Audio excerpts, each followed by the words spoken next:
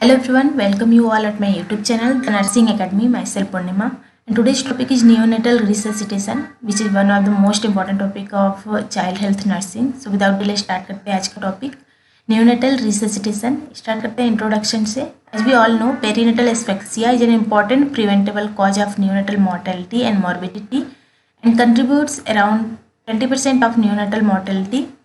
सो perinatal asphyxia एक important और preventable cause है न्यूनेटल मॉर्टेलिटी एंड मॉर्बिडिटी का, न्यूनेट्स में हो रहे डेथ्स और डिजीज का, जो कि about 20% of all neonate mortality जो होती है वो बिकॉज ऑफ पेरीनेटल एस्फेक्सिया होती है, यानी कि because of lack of breathing, lack of oxygen 20% deaths देखने को मिलते हैं एट बर्थ न्यूनेट्स में. पेरीनेटल एस्फेक्सिया जिसे हम न्यूनेटल एस्फेक्सिया या फिर बर्थ एस्फेक्सिया भी कहते हैं, यानी कि lack of oxygen, deprive of oxygen. तो इनकी वजह से हो रहे न्यूनेट्स में डेथ्स और डिजीज को रोकने के लिए एक इफेक्टिव टूल की तरह काम करता है neonatal resuscitation.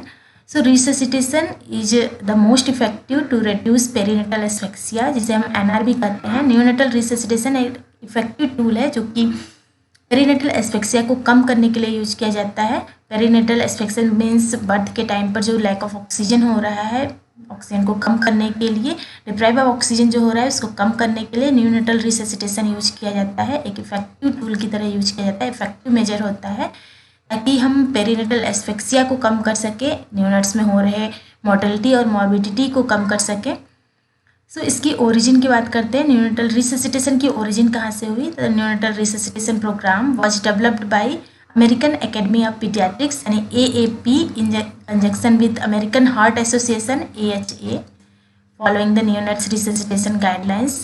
American Academy of Pediatrics and American Heart Association conjunction में शुरू किया था इन्होंने न्यूनेटल रिससिटेशन प्रोग्राम डेवलप किया था और कुछ गाइडलाइंस दिए थे न्यूनेटल रिससिटेशन प्रोग्राम को इफेक्टिव बनाने के लिए, जिसे हम यूज करके न्यूनेट्स में हो रहे मॉर्बिडिटी और मॉर्टेलिटी को रोक सके. न्यूनेटल रिससिटेशन क्या होता है?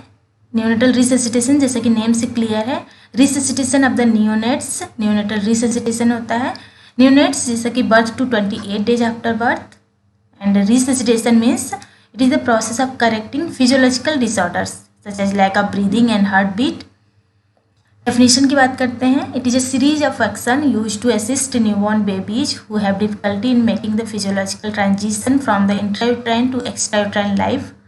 जैसा कि बेबी बर्थ के पहले इंट्रायूट्राइन लाइफ में होता है और वह जब एक्स्ट्रायूट्राइन लाइफ में आता है, मीन्स जब उसका ट्रांजिशन हो रहा होता है, तो उस टाइम पर उसे जो डिफ़िकल्टी फेस कर रहा है वो इनिशिएशन ऑफ ब्रीदिंग को, यानी कि फिजियोलॉजिकल जो चेंजेस हो रहे हैं, यानी कि ट्रांजिशन जो हो रहा है उस टाइम पर वो जो डिफ़िकल्टी फेस कर रहा है उसमें हेल्प करने के लिए जो सीरीज ऑफ एक्शंस हम लेते हैं, यानी कि जो एक्शंस हम प्रोवाइड करते हैं, जो हेल्प प्रोवाइड करते हैं बेबी को, उसे हम न्यूनेटल रिससिटेशन कहते हैं. या एक सीरीज ऑफ एक्शन होता है जो कि यूज किया जाता है बेबी का हेल्प करने के लिए, न्यूबॉर्न बेबीज का हेल्प करने के लिए, ताकि वह फिजियोलॉजिकल जो ट्रांजिशन हो रहा है बेबी का इंट्रायूट्राइन से एक्स्ट्रायूट्राइन लाइफ में, उसमें उसको डिफ़िकल्टी ना हो, वो अच्छे से उसका ट्रांजिशन हो पाए. या फिर कह सकते हैं सिंपल वे में, neonatal resuscitation is intervention after a baby is born to help it breathe and to help its heartbeat. एक इंटरवेंशन होता है न्यूनेटल रिससिटेशन जब बेबी का बॉर्न होता है उस टाइम पर, ताकि बेबी में ब्रीदिंग इनिशिएट हो सके और हार्ट बीट में हेल्प कर सके.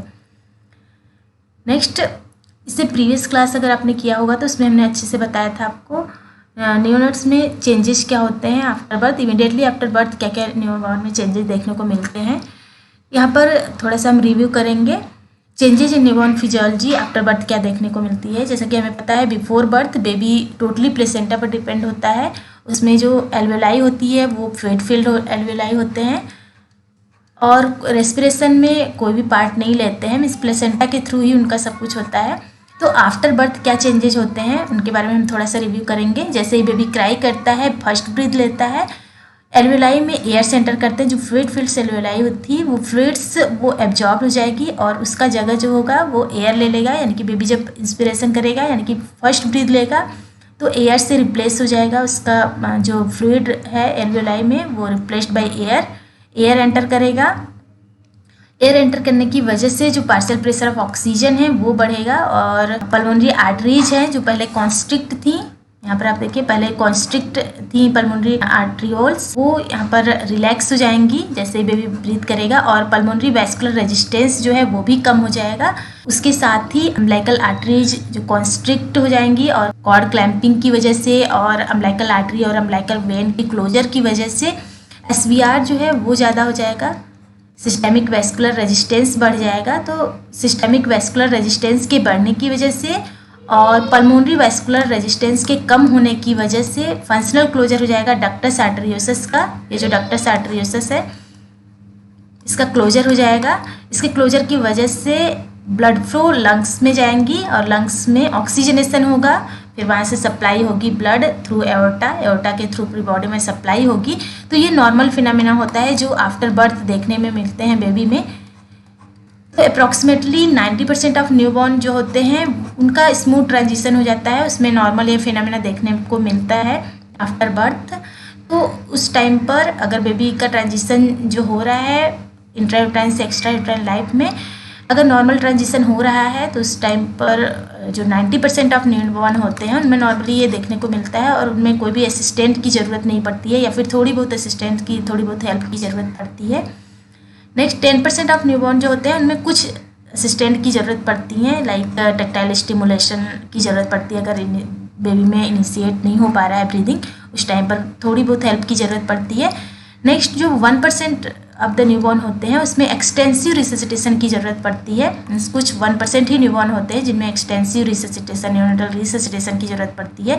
बट हमें ऑलवेज प्रिपेयर होना होता है कि हमें सभी बेबी में रिससिटेशन प्रोवाइड करना है। हमेशा रिससिटेशन के लिए हमें आफ्टर बर्थ डिलीवरी के टाइम पर तैयार होना रहता है, क्योंकि विदाउट रिस्क फैक्टर भी बेबी को न्यूनेटल रिससिटेशन की ज़रूरत पड़ जाती है। तो हमें हमेशा न्यूनेटल रिससिटेशन के लिए प्रिपेयर रहना होता है। तो यहाँ पर हम बात करेंगे रिस्क फैक्टर्स, कौन कौन से रिस्क फैक्टर्स होते हैं जिससे हम पता कर पाएंगे कि बेबी को न्यूनेटल रिससिटेशन की ज़रूरत पड़ सकती है। Risk factors for neonatal resuscitation, antepartum risk factors देखते हैं। Maternal risk factors, mother's age अगर लेस देन 16 है या फिर मोर देन 32 ईयर्स है। Inadequate antenatal care, proper antenatal care mother नहीं लिया है, यानी कि प्रॉपर सप्लीमेंट्स और फॉलिक एसिड विटामिन्स नहीं लिए हैं। सिग्निफिकेंट एंटीपार्टम हेमरेज यानी एब्रेसिव प्लेसेंटा या प्लेसेंटा प्रीविया का केस है। प्री क्लिम्पसिया या क्लिम्पसिया का केस है। मैटरनल हाइपरटेंशन है। मैटरनल मेडिकल प्रॉब्लम है like cardiac, pulmonary, renal, thyroid, anaemia etcetera, या फिर मैटरनल पायरेक्सिया है, इन्फेक्शन, कोरियोएमनियाटिस का केस है। इसके अलावा पॉलीहाइड्रोमनियास, ऑलिगोहाइड्रोमनियास का केस है। तो ये इंडिकेट करते हैं कि बेबी में न्यूनेटल रिससिटेशन की ज़रूरत पड़ सकती है, यानी कि बर्थ एस्फिक्सिया का केस हो सकता है। इसके अलावा फीटल रिस्क फैक्टर्स हैं, प्री टर्म है बेबी या फिर पोस्ट टर्म है। इसके अलावा प्रीवियस फीटल या न्यूनेटल डेथ्स है। इंट्रायूट्राइन ग्रोथ रिटार्डेशन IUGR है। इसके अलावा सिग्निफिकेंट मालफॉर्मेशंस या फिर anomalies of the fetus. Intrauterine infection है कोई, reduced fetal movements before onset of labour, अगर लेबर ऑनसेट से पहले बेबी में फीटल मूवमेंट जो है वो कम देखने को मिल रहा है। तो ये सारे रिस्क फैक्टर्स हैं। इंट्रापार्टम रिस्क फैक्टर्स की बात करते हैं, जिसमें मेकोनियम स्टैंड एमनियोटिक फ्लूइड है, यानी बेबी ने वो में ही मेकोनियम पास कर लिया है तो वो एयरवे को ब्लॉक कर सकता है, एयर पैसेज को ब्लॉक कर सकता है, तो इससे भी एस्फिक्सिया का केस होगा। इसके अलावा रेड्यूस्ड फीटल मूवमेंट कम हो गया है, प्रेसिपिटेट लेबर है या फिर प्रोलॉन्ग लेबर है। ब्रीच और other non vertex presentation, forcep vacuum delivery है, कॉर्ड प्रोलैप्स है। इसके अलावा फीटल में chorioamnionitis, narcotic administer to mother within 4 hour of delivery. Maternal general anaesthesia या सेडेशन है इंटरपार्टम टाइम में। तो ये रिस्क फैक्टर्स हैं, ये इंडिकेट करता है कि बेबी को न्यूनेटल रिससिटेशन की ज़रूरत पड़ेगी, तो हमें ऑलवेज प्रिपेयर रहना है रिससिटेशन के लिए। तो ये सारे रिस्क फैक्टर हैं। इन सब केस में क्या होगा, बेबी प्रॉपर ऑक्सीजन बेबी में नहीं मिल पाएगा, बेबी प्रॉपर ऑक्सीजनेशन नहीं हो पाएगा, यानी कि बेबी एक इंट्रायूट्राइन लाइफ से जब एक्स्ट्रायूट्राइन लाइफ में आएगा तो उस टाइम पर प्रॉपर ट्रांजिशन नहीं कर पाएगा, यानी कि प्रॉपर उसमें ब्रीदिंग स्टार्ट नहीं हो पाएगा। तो उस टाइम पर इसे हेल्प की ज़रूरत पड़ेगी। इस टाइम पर बेबी में ऑक्सीजन डिप्रीवेशन देखने को मिलेगा। तो ऑक्सीजन डिप्रीवेशन की वजह से क्या होगा, changes due to oxygen deprivation. तो यहाँ पर प्राइमरी एपनिया और सेकेंडरी एपनिया का केस होता है। जैसे ही बेबी में ऑक्सीजन डिप्रीवेशन होता है, बेबी बर्थ के बाद रैपिड ब्रीदिंग देखने को मिलता है, उसके बाद अचानक से सीजेशन ऑफ ब्रीदिंग हो जाता है, यानी कि ब्रीदिंग स्टॉप हो जाता है। उस टाइम पर जो बेबी का हार्ट रेट होता है वो भी कम हो जाता है और बेबी का मस्कुलर टोन कम हो जाता है। बट इस टाइम पर ब्लड प्रेशर जो है वो नॉर्मल रहता है, ब्लड प्रेशर नॉर्मल रहता है इस टाइम पर।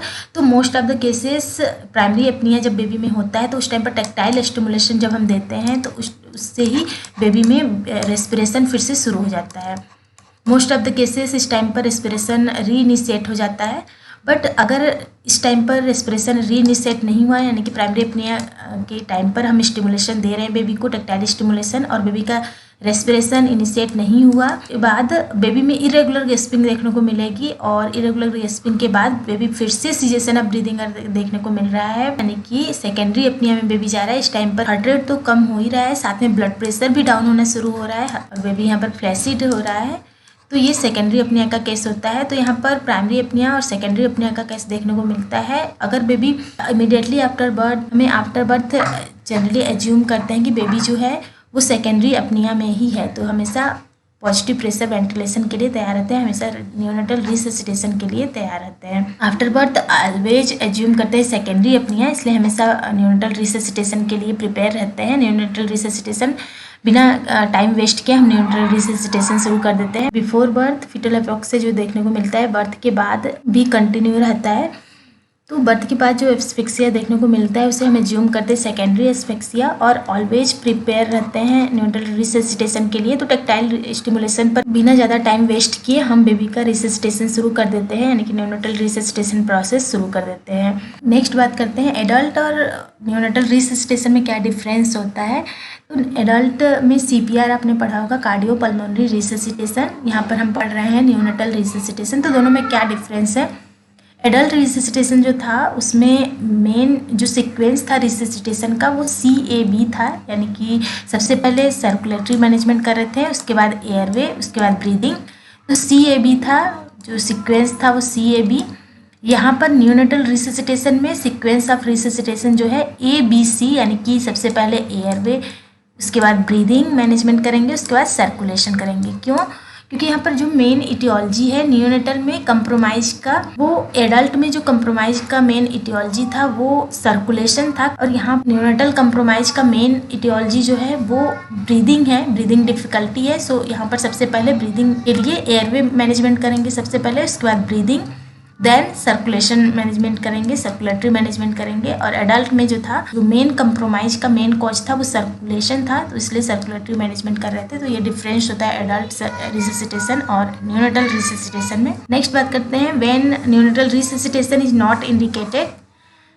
First, condition with certainty early death, extreme prematurity का केस है, यानी कि gestational age less than 23 weeks, फिर बर्थ वेट लेस देन 400 ग्राम है, एनेंसेफेली न्यूरल ट्यूब डिफेक्ट का केस है, क्रोमोसोमल एबनॉर्मेलिटीज है, ट्राइसोमी 13। तो इस केस में बेबी को न्यूरल रिससिटेशन नहीं करना रहता है।